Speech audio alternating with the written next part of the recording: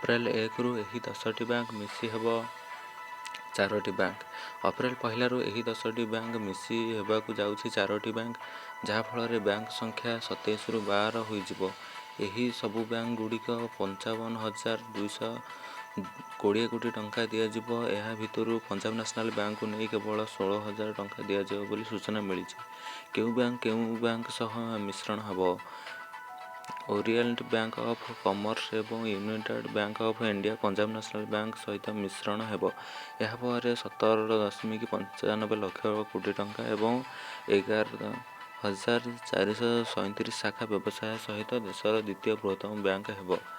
Syndicate bank ସହିତ Canara bank ମିଶ୍ରଣ 2 ଜଣଙ୍କୁ ମିଶ୍ରଣ କରିବା ପରେ ଏହା ଚତୁର୍ଥ ବୃହତ୍ତମ ପବ୍ଲିକ ସେକ୍ଟର ବ୍ୟାଙ୍କ ହେବ, ଯାହା ବ୍ୟବସାୟ ପାଇଁ 15.20 ଲକ୍ଷ କୋଟି ଟଙ୍କା ଏବଂ ଦେଶରେ 10,324 ଶାଖା ସହିତ ହେବ। Union bank of India, Andhra bank ଏବଂ କର୍ପୋରେସନ ବ୍ୟାଙ୍କକୁ ମିଶାଇ ଗୋଟିଏ ବ୍ୟାଙ୍କ ଗଠନ କରାଯିବ। ଏହା 14.59 ଲକ୍ଷ କୋଟି ଟଙ୍କାର ଭାରତ ସହିତ ପଞ୍ଚମ ବୃହତ୍ତମ ପବ୍ଲିକ ସେକ୍ଟର ବ୍ୟାଙ୍କ ହେବ। ଏହାର 9,609 ଶାଖା ଅଛି।